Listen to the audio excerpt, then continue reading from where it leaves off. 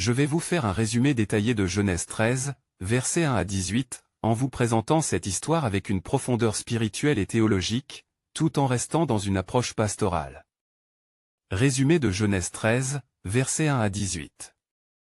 Chers frères et sœurs en Christ, aujourd'hui, je vais vous résumer et vous expliquer Genèse 13, un chapitre clé qui nous parle de la séparation d'Abraham et de Lot, mais aussi de la promesse renouvelée de Dieu à son serviteur fidèle. Après son séjour en Égypte, Abraham, qui n'est pas encore appelé Abraham, quitte ce pays avec Sareh, son épouse, et Lot, son neveu, ainsi qu'avec toute leur richesse et leur bétail. Il remonte vers le sud de Canaan, vers la région du Négeb, un territoire aride, avant de revenir progressivement vers Bethel, un lieu important où il avait auparavant dressé un autel pour invoquer le nom de l'Éternel. À ce moment-là, Abraham est extrêmement riche, possédant de nombreux troupeaux, ainsi que de l'or et de l'argent. Mais Lot, son neveu, est lui aussi devenu très prospère. Leurs biens sont si nombreux que la terre sur laquelle ils campent ne peut plus les supporter ensemble, leurs troupeaux et leurs bergers sont trop nombreux, et des tensions éclatent entre les serviteurs d'Abraham et ceux de Lot. Voyez-vous, mes frères et sœurs, ce problème de place et de richesse aurait pu engendrer des conflits plus graves. Mais Abraham, homme de paix et rempli de sagesse, prend l'initiative de parler à Lot avec douceur et bienveillance. Il lui dit : « Qu'il n'y ait point de dispute entre moi et toi, entre mes bergers et tes bergers, car nous sommes frères.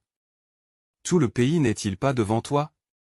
Sépare-toi donc de moi, si tu vas à gauche, j'irai à droite, si tu vas à droite, j'irai à gauche. » Quelle belle démonstration d'humilité et de confiance en Dieu.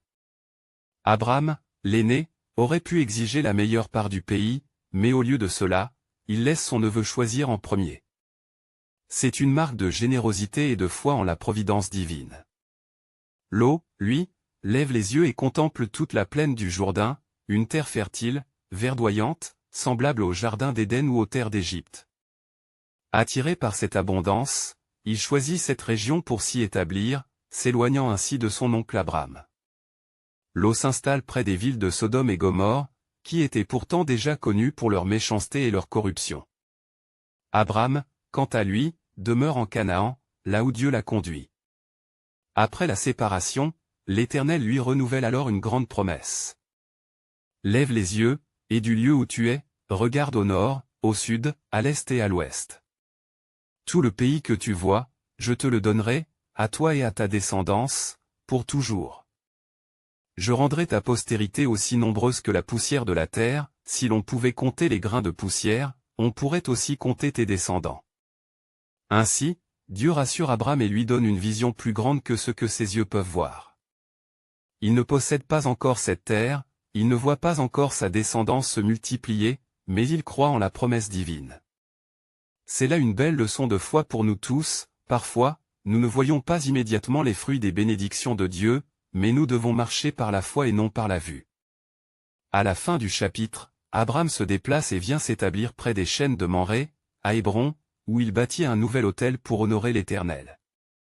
Ce geste est significatif, chaque fois qu'Abraham s'installe quelque part, il érige un autel. Cela montre son attachement à Dieu, son désir de vivre dans sa présence et d'être un adorateur fidèle.